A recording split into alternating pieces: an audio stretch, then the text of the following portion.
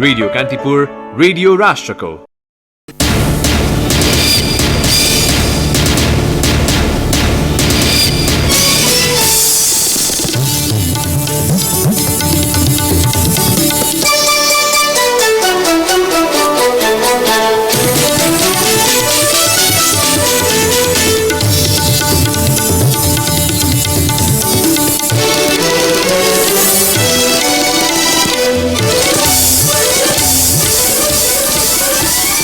उपाध्यक्ष गौतमलाई राष्ट्रिय सभा सदस्यमा मनोनितका लागि सिफारिस गर्न सरकारलाई आग्रह गर्ने नेकपा सचिवालयको निर्णय। संविधान संशोधनका लागि भन्दै गठन गरिएको कार्यदल सक्रिय नरहेको स्पष्टोक्ति।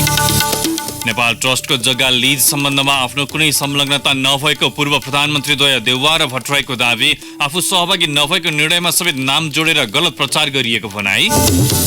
नेप्सीमा आज एकै दिन 4 अर्ब बढीको कारोबार संख्या पनि हालसम्मकै उच्च। नागरिकता सम्बन्धी विवादास्पद नयाँ कानूनको विरोधमा 4 दिनदेखि भड्किएको हिंसामा परि भारतमा 23 जनाको मृत्यु। शान्ति र भाइचारा कायम गर्न प्रधानमन्त्री मोदीको आग्रह।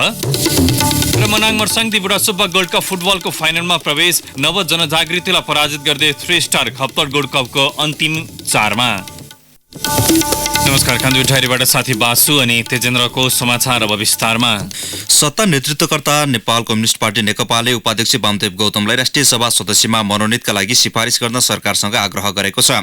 मन्त्री परिषदको सिफारिसमा राष्ट्रपतिबाट मनोनित वर्तमान अर्थमन्त्री युवराज खतिवड़ाको कार्यकाल यही फागुन 20 गते सकिने भएपछि सो पदमा नेकपाले उपाध्यक्ष गौतमलाई अघि सारेको हो।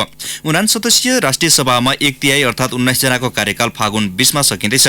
18 जना भने गत माघ 9 गते भएको निर्वाचनबाट निर्वाचित भइसकेका छन्।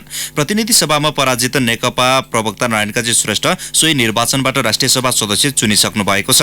प्रतिनिधि सभामा पराजित गौतमले राष्ट्रिय सभा सदस्यले पनि प्रधानमन्त्री बन्न पाउने गरी संविधान संशोधन नभएसम्म सदस्य नबन्ने अडान लिँदै आउनु भएको थियो। सोही अडानका कारण गत माघ 9 गते भएको राष्ट्रिय सभा निर्वाचन नलडेका गौतम अन्ततः राष्ट्रिय सभामा राष्ट्रपतिबाट मनोनित हुने कोटाबाट संसद छिर्न भने तयार हुनु भएको हो।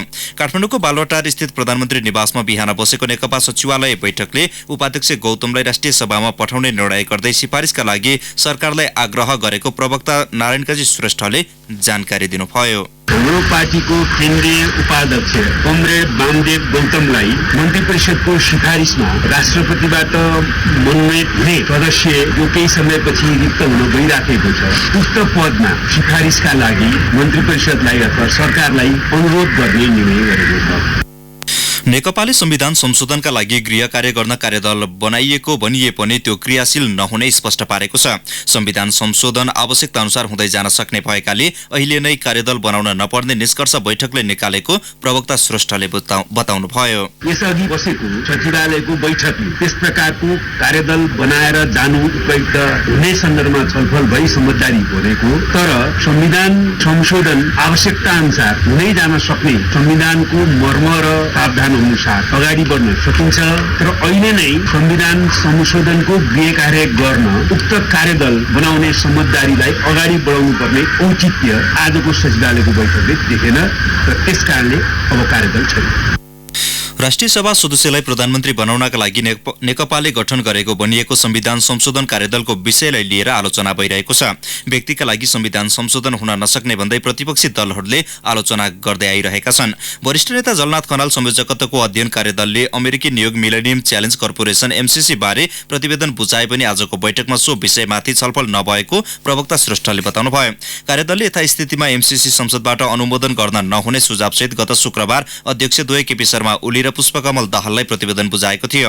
बैठकलाई सम्बोधन गर्दै नेकपा अध्यक्ष एवं प्रधानमन्त्री ओलीले आफू विरुद्ध षड्यन्त्र भएको र त्यसको मुकाबिला गर्न तयार रहेको बताउनुभयो। उहाँले भन्नुभयो, पछिल्ला घटनाक्रमहरू जसरी विकसित भएका छन् मेरा विरुद्धको खेल हो, तर म सबै कुराको सामना गर्न तयार छु।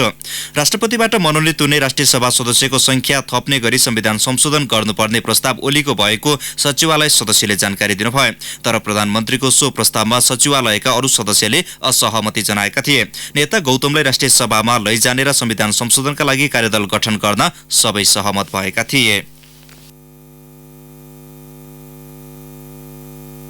नेपाली कंग्रेसका सभापति शेरबहादुर देउवालले नेपाल ट्रस्टको जग्गा लीज सम्बन्धमा आफ्नो कुनै संलग्नता नभएको दावी गर्नुभएको छ। आफू प्रधानमन्त्री रहँदा सो सम्बन्धमा कुनै निर्णय नभएको भन्दै उहाँले आफ्नो नाम जोडिएकोमा आपत्ति जनाउनुभयो। ट्रस्टको सम्पत्ति व्यवस्थापन सम्बन्धमा हिजो सार्वजनिक भएको विवरणले भ्रम सृजना गरेको भन्दै सभापति देउवालले आज विज्ञप्ति जारी गरी आफू सहभागी नभएको निर्णयमा समेत नाम जोडेर गलत प्रचार गरिएको उल्लेख गर्नुभयो। विज्ञप्तिमा भनिएको छ, एक अविच्छिन्न उत्तराधिकारवाला स्वशासित र संगठित संस्थाको बोर्डले गर्ने या गरिएका एवं निश्चित कर्मचारी तहबाट हुने या भएका कुनै पनि निर्णयमा प्रधानमन्त्रीका रूपमा मलाई गाँच्नु राजनीतिक र कानुनी दृष्टिले समेत गलत छ। सेक्युरिटी प्रिन्टिङ प्रेस खरिद सम्बन्धमा भएको आर्थिक मोल मलाइको अडियो सार्वजनिक, नेपाल ट्रस्ट अन्तर्गतकै गोकर्ण फरेस्ट रिसोर्टको लीज प्रकरणमा गरिएको अनियमितता तथा अन्य प्रकरणबाट ध्यान मोड्ने प्रयत्नका रूपमा यसलाई लिएको सभापति देउवालले उल्लेख गर्नुभएको छ। कुनै पनि प्रकृतिका सुनियोजित भ्रमपूर्ण प्रचारबाट मुक्त भएर कमिसन तन्त्रका अनेक घटनाक्रमका विरुद्ध दबावलाई निरन्तरता दिन समेत उहाँले अपील गर्नुभएको छ। नेपाल ट्रस्टको नाममा रहेका जग्गा विभिन्न सरकारका पालामा लीजमा दिएको भन्ने विवरण सहितको हिजो सार्वजनिक गरिएको श्वेतपत्रमा देउवाको नाम समेत उल्लेख छ। पूर्व प्रधानमन्त्री एवं समाजवादी पार्टीका संघीय परिषद अध्यक्ष बाबुराम भट्टराईले ललिता निवास र मातातीर्थको जग्गा प्रकरण फरक मुद्दा भएको बताउनु भएको छ। प्रतिनिधि सभाको आजको बैठकमा विशेष समय लिएर बोल्दै भट्टराईले मातातीर्थ जग्गा प्रकरणका विषयमा प्रश्नाउनु भएको हो। 2 वर्ष पुगेको अवसरमा फागुन 3 गते गरेको सम्बोधनमा प्रधानमन्त्री केपी शर्मा ओलीले तत्कालीन सरकारले गरेको निर्णयको औचित्यमाथि प्रश्न उठाएको भन्दै भट्टराईले सो कुरा बताउनु भएको हो। भर्खरै ललिता निवास प्रकरणले हामी सबैलाई झस्काएको छ। त्यो बेग्लै प्रसङ्ग थियो। त्यो ठुला घरानीहरूको अत्यन्त धेरै बहुमूल्य जुन जमिन थियो, त्यसलाई सरकारले अधिग्रहण गरेको जग्गालाई गरेकै होइन भनेर केही भूमाफियाहरूले मिलेर चलखेल गरेर बाँडफाँड जुन गरे, हामीले पनि जानेर नजानेर अन्त्यमा केही निर्णय हामीले पनि गर्न पुग्यौं। त्यो अलगै विषय हो। त्यो बिल्कुलै भूमाफिया र केही व्यक्तिहरूले सरकार र कर्मचारी तन्त्रका मानिसहरूले मिलेर गरेको एउटा लुटै थियो। त्यो फरक प्रसङ्ग हो। त्यसबारे अब प्रक्रियामा गइसकेको हुनाले टुङ्गो नै लगाउने छ। तर यो मातातीर्थ क्षेत्रको जग्गा जमिन भनेको बिल्कुलै अलगै कुरा हो। भट्टराईले पूर्व राजा महेन्द्रले सूचना जारी गरेर हक परित्याग गरेको रेकर्ड रहेको भन्दै त्यसबेला रैकर भएको जग्गा पुनः टाटा बाठाउरले 2046 सालमा फेरि राजाका नाममा दर्ता गरेको पाइएको जानकारी दिनुभयो। उहाँले सोझा साझा जनताले दर्ता गर्न नसकेको अवस्थामा आफूले सो जग्गा पुनः मोहीहरूलाई दिएको बताउनुभयो। नेपाल ट्रस्टले हिजो जारी गरेको श्वेतपत्रमा भट्टराई नेतृत्वको सरकारले थानकोट, मातातीर्थ, सतुङ्गल र बालाजुको जग्गा मोहीको नाममा गराउने निर्णय गलत भएको उल्लेख गरेको थियो। यस्तै भट्टराईले सार्वजनिक ओहदामा रहेका सबैको सम्पत्ति छानबिन गर्न पनि माग गर्नुभयो। हिजो त हामी त साथीहरूले दिएको चाहिँ जरुरी लुगा लगाएर हिँड्थ्यौँ, साथीहरूले दिएको चप्पल लगाएर हिँड्थ्यौँ। आज हामी कसरी सुटेडबेड भएका छौँ, कसरी चिल्लाकार चरेर हिँडेका छौँ, कसरी हाम्रा महल छन्। सम्मानीय प्रधानमन्त्रीको अस्ति तेह्रथुमको चाहिँ बुकुरो हेर्दाखेरि मेरो पनि त्यस्तै भन्दा अलि राम्रो छ मेरो घर गोर्खामा। त्यस्तो बुकुरो भएका हामी प्रधानमन्त्रीहरू अहिले काठमाडौँमा महल जोड्ने हैसियतमा कसरी पुग्यौँ। अर्थमन्त्री पनि बैटोपलेको मान्छे। मैले जति लाख प्रयत्न गर्दाखेरि पनि हाम्रो कमाइले, हाम्रो जुन देशको दृश्य कमाइ छ, तपाईँ हाम्रो कसैको पनि दृश्य कमाइले त्यो बुकुरो घरबाट यहाँका काठमाडौँमा महल हाम्रो हैसियत पुग्दैन। यसको छानबिन गरौँ। त्यसको निम्ति म सबैसँग आग्रह गर्न चाहन्छु। प्रतिनिधि सभाबाट आज 3वटा विधेयक पारित भएका छन्। राष्ट्रिय सभामा उत्पत्ति भएको शिक्षा सम्बन्धी केही नेपाल ऐनलाई संशोधन गर्ने विधेयक, विभाजन दोस्रो संशोधन विधेयक र बिरुवा संरक्षण पहिलो संशोधन विधेयक प्रतिनिधि सभाको आजको बैठकले पारित गरेको हो। राष्ट्रिय सभाले गत भदौमा पारित गरेर पठाएको शिक्षा सम्बन्धी केही नेपाल ऐनलाई संशोधन गर्ने विधेयक प्रतिनिधि सभाले बहुमतले पारित गरेको छ। सो विधेयकमाथिको अनुसाङ्गिक छलफलका क्रममा सांसदले उठाएका प्रश्नको जवाब दिँदै शिक्षा विज्ञान तथा प्रविधि मन्त्री गिरिराजमणि पोखरेलले शिक्षासँग सम्बन्धित ऐनलाई समय अनुकूल बनाउन यो विधेयक ल्याएको बताउनुभयो। पहिलो कुरा त यो संविधान अनुकूल बनाउन ल्याइएको। दोस्रो कुरा विभिन्न विश्वविद्यालयहरूको ऐनहरूको बीचमा विशेष गरेर 63 अगाडि बनेका र पछाडि बनेकाहरूलाई एकरूपता कायम गर्नुपर्ने। अर्को संविधानको मौलिक हकसँग सम्बन्धित विषयहरूलाई नै व्यवस्थित गर्नुपर्ने र परिवर्तित सन्दर्भमा केही मन्त्रालयको नाम र केही पदावलीहरू मिलाउनु पर्ने भएको कारणले यो कोणबाट मात्रै यो विधेयक आएको हो। यस्तै बिउबिजन दोस्रो संशोधन विधेयक र बिरुवा संरक्षण पहिलो संशोधन विधेयक भने सर्वसम्मतिले पारित भएको छ। सो विधेयकमाथिको अनुसाङ्गिक छलफलका क्रममा सांसदले स्थानीय जातका बिउबिजनको संरक्षण गर्नुपर्ने बताएका थिए भने बिरुवाको संरक्षण गर्नुपर्नेमा पनि जोड दिएका थिए। जवाफमा कृषि तथा पशुपन्छी विकास मन्त्री घनश्याम भुसालले बाहिरबाट बिउबिजन आयात गर्दा कमसल बिउ आयात गर्नेलाई दण्ड जरिवाना बढाउन लागि बताउनुभयो। आजको बैठकमा अर्थ समितिका सभापति कृष्णप्रसाद दाहालले नागरिक लगानी कोष दोस्रो संशोधन विधेयक सम्बन्धी समितिको प्रतिवेदन र शिक्षा तथा स्वास्थ्य समितिका सभापति जयपुरी घरतीले राष्ट्रिय खेलकुद विकास विधेयक सम्बन्धी समितिको प्रतिवेदन पेश गर्नुभएको छ। प्रतिनिधि सभाको अर्को बैठक भोलि दिउँसो 1 बजेका लागि बोलाइएको छ। कान्तिपुर डायरीमा अब ब्रेकको पालो। अब बाँकी प्रसङ्ग। सत्तारूढ दल नेकपाका सांसदले नेपाल भारत संयुक्त सीमा क्षेत्र सर्वेक्षण फिल्ड सर्वे टोलीले नापी नगरेकाले इलाम लगायतका जिल्लास्थित सीमावर्ती क्षेत्रमा भौतिक निर्माणका योजना कार्यान्वयनमा अवरोध भइरहेको बताएका छन्। प्रदेशको प्रदेशसभाको आजको बैठकमा सांसद खिनलम्बा लिम्बुले नेपाल भारत संयुक्त सीमा क्षेत्र सर्वेक्षण फिल्ड सर्वे टिमले सीमाको नापी नगरेकाले विकास निर्माणका आयोजना कार्यान्वयनमा समस्या भएको बताउनुभयो। नेपाल भारतसँग जोडिएको सिमानाको नापी नहुँदा पूर्वाधार निर्माणका योजना कार्यान्वयनमा बाधा व्यवधान भइरहेको उहाँको भनाइ थियो।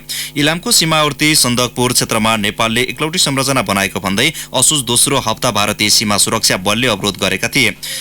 समस्या तत्काल नसुल्झाए नेपालतर्फ सीमावर्ती क्षेत्रमा यसअघि निर्माण थालिएका र चालू आर्थिक वर्षमा निर्माण हुने पर्यटकीय पूर्वाधारका योजना कार्यान्वयनमा समस्या भएको उहाँले बताउनुभयो।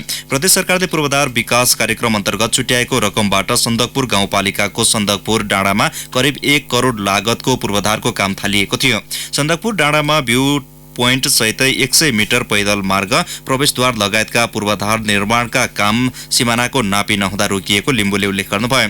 नेपालतर्फ आहलटारमा निर्माण गर्न लागि आवास गृहमा पनि अवरोध भएको छ। 3 करोड लागतमा बन्ने आवास गृहका लागि टेन्डर समेत भएको अवस्थामा भारतीय पक्षले सीमा यकिन नभएसम्म पूर्वाधार निर्माणको काम अघि बढाउन दिएका छैनन्। राष्ट्रपति विद्यादेवी भण्डारी 4 दिने भ्रमणका लागि सुदूरपश्चिम प्रदेश पुग्नु भएको छ। भ्रमणका क्रममा उहाँ सुदूरपश्चिमका 5 जिल्लामा आयोजना हुने विभिन्न कार्यक्रममा सहभागी हुनुहुनेछ। पहिलो दिन आज राष्ट्रपति भण्डारीले कैलालीको धनगढीमा विश्व नेपाली साहित्य महोत्सवको उद्घाटन गर्नुभयो। यस्तै शिवनगर खानेपानी आयोजनाको निरीक्षण समेत उहाँले गर्नुभयो। राष्ट्रपति भण्डारी बैतडी, दार्चुला, डडेलधुरा र कञ्चनपुरमा आयोजना हुने विभिन्न कार्यक्रममा सहभागी हुनुहुनेछ। राष्ट्रपति जिल्ला जाने भएपछि बैतडीको दशरथ चन्द नगरपालिका र पाटन नगरपालिकाले भोलि विदा घोषणा गरेका छन्। राष्ट्रपति भण्डारी 17 गते काठमाडौँ फर्कनुहुनेछ। किशोरीलाई बलात्कार गरेको अभियोगमा काठमाडौँ प्रहरीले पक्राउ गरेका व्यक्ति शहरी विकास राज्य मन्त्री रणवीर मानन्दरका सल्लाहकार रहेको खुलेको छ। महानगरीय प्रहरी परिसर काठमाडौँको टोलीले 52 वर्षीय अमृत कुमार घलेलाई 2 साता अघि नियन्त्रणमा लिएको थियो। पक्राउ परेपछि उनले आफू मन्त्रीको सल्लाहकार रहेको भन्दै उम्किने प्रयास समेत गरेका थिए। घटना गत माघ 27 गते भए पनि आज मात्रै बाहिर आएको हो। 17 वर्षीय किशोरीलाई टोका स्थित फ्ल्याटमा बन्धक बनाएर बलात्कार गरेको उजुरीपछि घलेलाई नियन्त्रणमा लिएको परिसरका डीएसपी होविन्द्र बोगटीले जानकारी दिनुभयो। पीडित किशोरी नयाँ बजारमा दिदी भिनाजुसँग बस्दै आएकी थिइन्। माघ 27 गते पीडित किशोरी काभ्रेको बनेपामा काठमाडौँ आउने बस कुरेर बसिरहेकी थिइन्। घले पनि कामले बनेपा पुगेका थिए।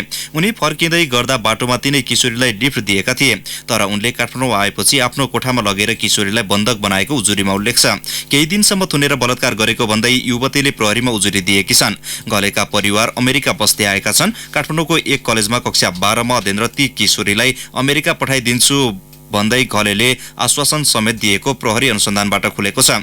तर फागुन 1 गते युवतीले मोबाइलबाट परिवारलाई खबर गरेपछि घटना प्रहरी कहाँ पुगेको थियो। घले विरुद्ध प्रहरीले शरीर बन्धक तथा बलात्कार मुद्दामा जिल्ला अदालतबाट म्यादले थप अनुसन्धान गरिरहेको छ।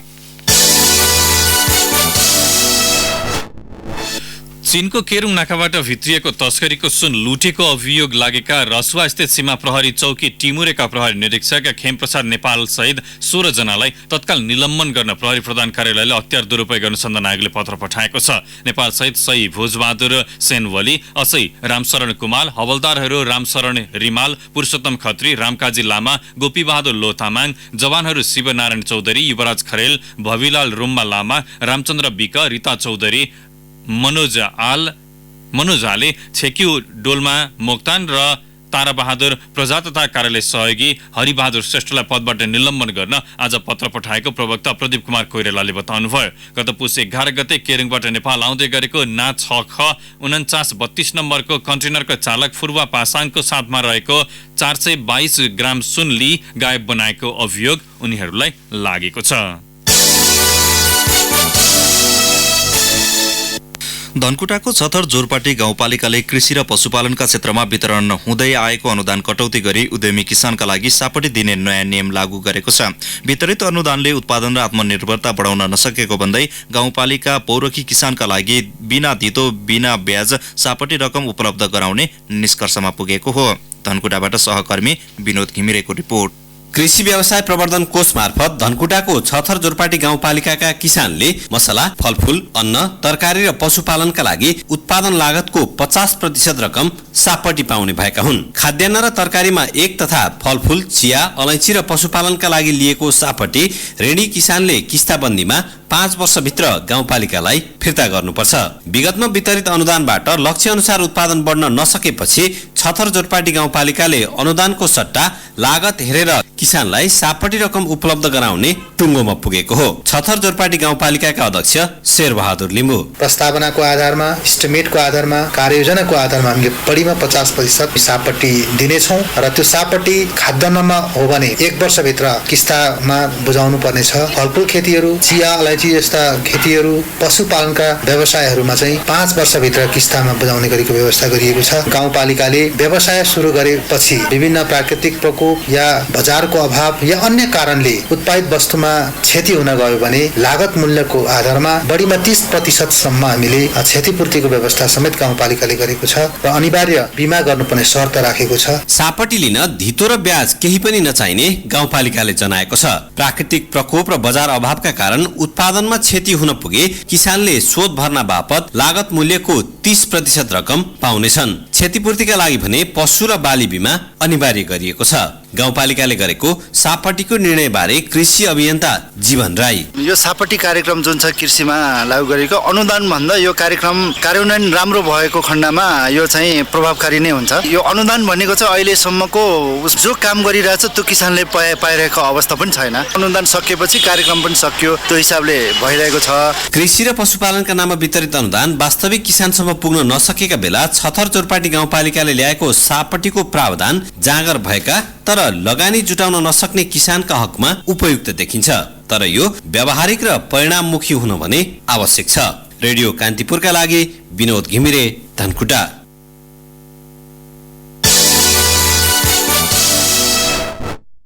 कान्तिपुर डायरीमा अब म्याग्दी डायरीको पालो। माफ गर्नुहोला, कान्तिपुर डायरीमा अब धनगढी डायरीको पालो।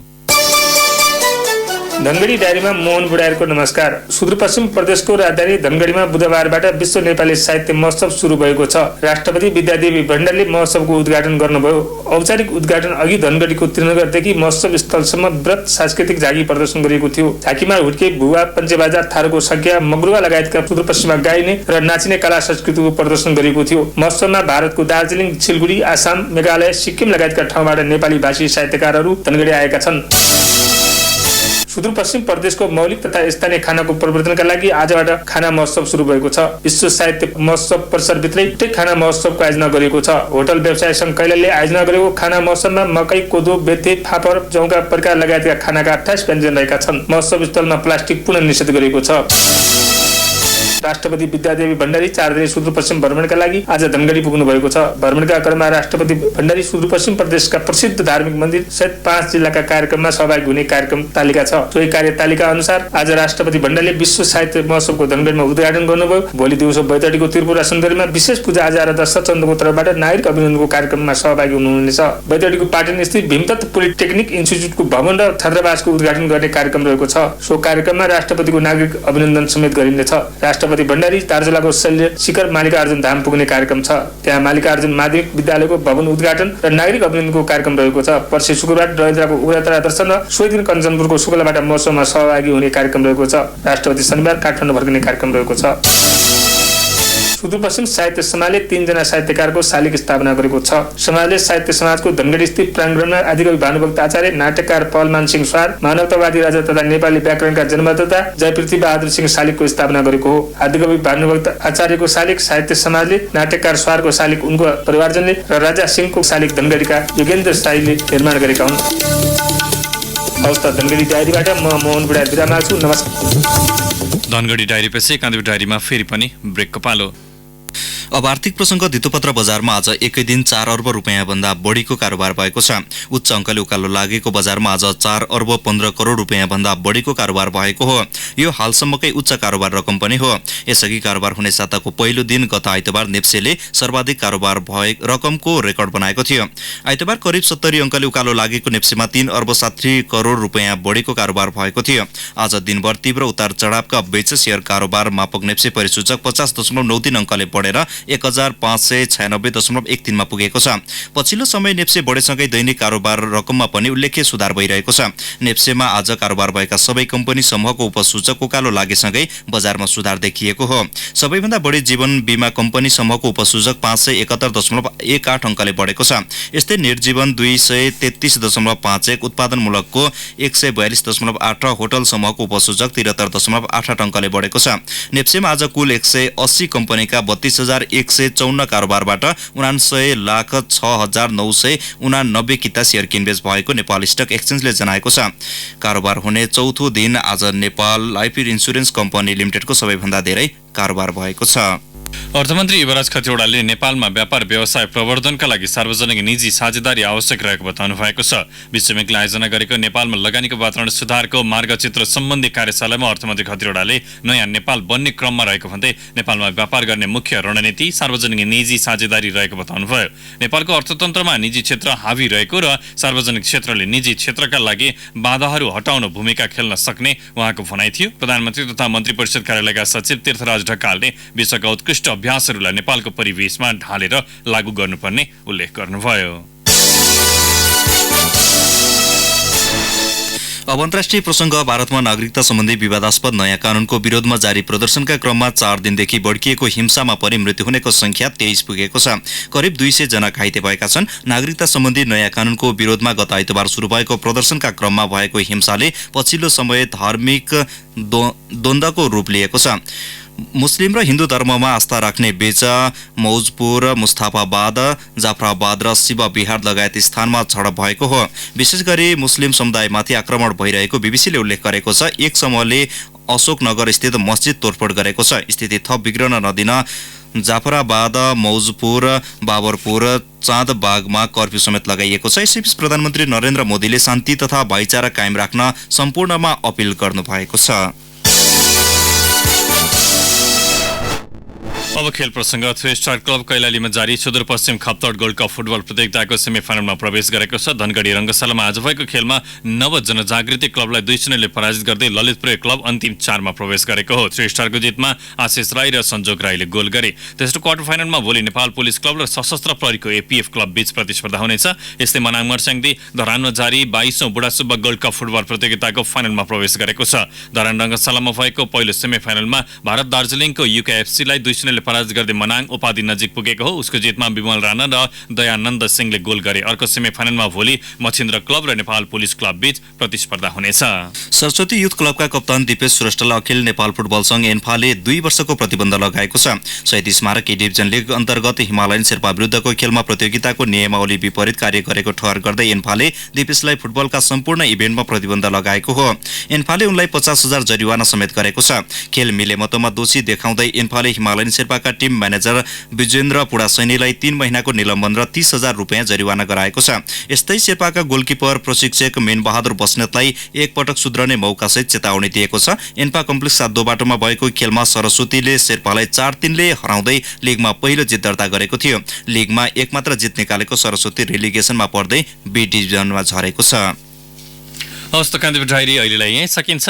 बासु अनि तेजेन्द्र बिदा हुन्छौँ। नमस्कार।